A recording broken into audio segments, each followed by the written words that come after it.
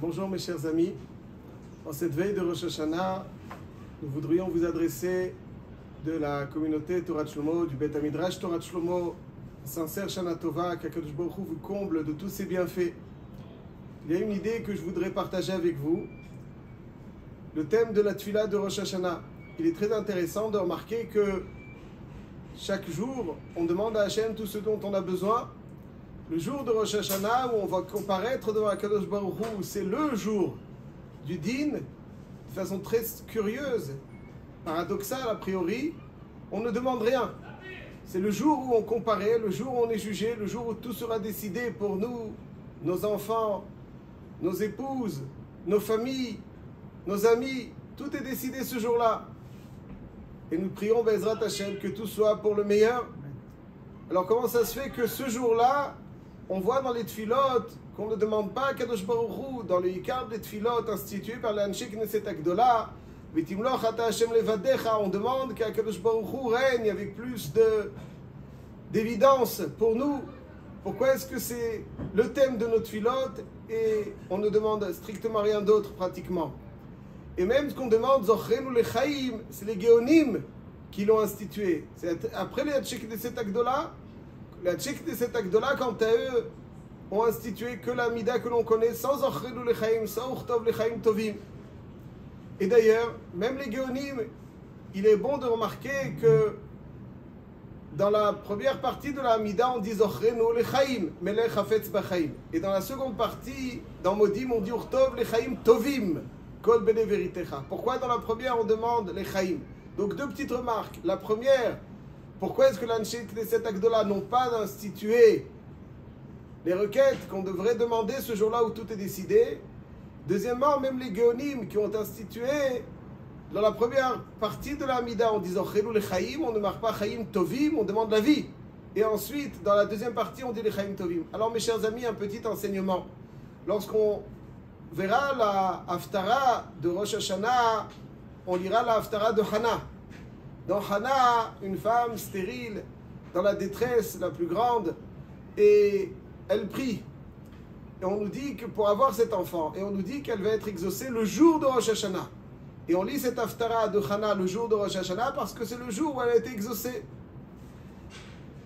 Forcément, c'est que l'état d'esprit qui a animé Hana ce jour-là, c'est l'état d'esprit qui doit nous animer à tous pour être exaucés.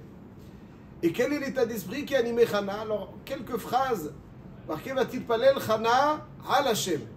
Alors que lorsqu'on se prie à Hashem, on dit Vatil Palel El Hashem. On aurait dû a priori dire Vatil Palel Hu Mitpalel El Hashem, c'est-à-dire al Hashem, sur Hashem, vers Hashem. Pourquoi on nous dit sur Hashem? Nous disent nos sages que, à l'image de ce que dit David Amelech, tel que l'interprète le Israël Miroujin, un des grands admorim de Roujin, qui dit Gam kielech beget salmavet lo irara, qui a été dit, même lorsque je suis dans une phase difficile, je n'ai pas peur du mal car je sais que tu es avec moi. Le admour de Roujin nous dit Gam kielech beget salmavet lo ira. Même lorsque je serai dans une phase difficile, dit David Amelech, je n'ai pas peur. Ram, ce qui me fait mal, c'est qu'Ataï m'a dit, c'est qu'Hachem souffre avec nous. À chaque fois qu'un Ben Israël souffre, Hachem Kivyachol souffre avec lui. Comme on le dit dans Shir HaShirim, Kol dodi dofek pitrili, achoti, raayati, yonati, tamati, Hachem toque à la porte de nos cœurs et nous supplie de le laisser entrer. Sheroshi nimlatal kevutsotai resiselaila. Mes cheveux sont emplis d'eau de pluie. Laisse-moi rentrer, comme s'il était dans la détresse dehors et il demande à rentrer. Dit le Admour de Roujin, David Amelech dit, même lorsque je suis une phase difficile, je n'ai pas peur. Ce qui me fait mal, c'est que tu es avec moi, c'est que tu souffres avec moi. Hana, avec toute la détresse qui peut animer une femme stérile, ce qui lui faisait le plus mal, c'était Kivyachol, qu'Akadosh Baruch Hu souffre avec elle. Elle souhaitait avoir cet enfant pour qu'Hachem cesse de souffrir avec elle.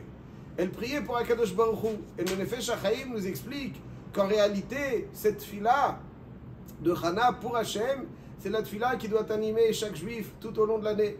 On ne doit pas demander à Hachem égoïstement ce dont on a besoin, mais demander à Hachem ce qu'il nous faut pour le servir. Demander à Kadosh Baruch Hu ce qu'il nous faut pour révéler sa présence, pour être Mekadesh Shem Shamaim. C'est ce qui doit animer notre état d'esprit tout au long de l'année. Mais Rosh Hashanah, cette idée est encore plus présente. On ne demande rien pour nous parce que Hachem nous observe ce jour-là, et à l'image de la question qu'il a demandé à Adam Arishon, le premier jour de la création de l'homme, Ayeka. Et quand Hachem demande Ayeka, ça ne signifie pas où est-ce que tu te situes géographiquement, mais Ayeka, où est-ce que tu es par rapport à l'endroit où tu aurais dû être. Hachem nous scrute et observe ce qu'on a réalisé durant l'année écoulée, durant notre vie. Où est-ce qu'on se situe dans son projet de la création, pour bénéficier de toutes les rachamim d'Hachem. Ce jour-là, on en a besoin. S'inscrire dans le projet de la création, c'est dire à Hachem, c'est vrai, je ne suis pas toujours à la hauteur, mais mon souhait le plus profond, et ce autour de quoi je gravite, ce qui est mon souhait le plus ardent, c'est d'œuvrer pour ta présence. C'est mon aspiration de voir ta présence plus marquée. C'est le projet de la création d'Hachem, et c'est ce qu'un homme doit exprimer ce jour-là de Rosh Hashanah. Lorsqu'un homme exprime cela de tout son cœur, qu'est-ce qui reste à Hachem aujourd'hui? Il reste le Ham Israël et les Bnei Torah du Ham Israël qui doivent demander de tout leur cœur, souhaiter la présence d'Hachem, souhaiter que sa présence soit plus marquée, plus évidente, souhaiter et œuvrer pour le Kiddush Shem Shamaim. On ne demande pas quelque chose de personnel, on demande pour Akadosh Baruch Hu. Ça, c'est l'état d'esprit qui doit nous animer à l'image de Hana, autant qu'on le peut, avec le plus de sincérité possible. Et c'est ça qu'on demande au début de la Hamida, Zochelu Lechaim, parce que la vie, c'est être attaché à Hachem. Zochelu Lechaim, la vie, c'est être attaché à Hachem, c'est la définition de la vie. La vie ne signifie pas simplement boire, manger, dormir et danser. La vie, c'est être attaché à Hachem. On veut la vie. La vie, c'est quoi? C'est être attaché à Hachem. Et ensuite, on veut aussi qu'il nous offre ce qu'il y a de meilleur dans l'Olam Hazé pour pouvoir le servir de la plus belle des façons, le pouvoir être Mekadesh Shem Shamaim. Et là, on demande aussi Zochenu Lechaim Urtov Lechaim Tovim. La première fois, Zochenu Lechaim, on veut la vie, être attaché à lui. Et ensuite, on veut les Urtov Lechaim Tovim.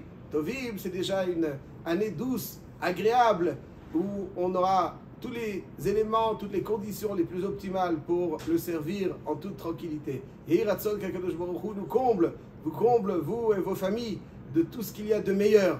La vie rattachée à Hachem, la vie dans l'Olam Hazé avec une vie plein de rattachement à Hachem, et qu'Akadosh Baruch Hu nous offre toutes les conditions les plus optimales pour pouvoir le servir dans la joie, l'allégresse et être Mekadesh Shem Shamaim. Shana Tova Umetuka à vous et à toutes vos familles.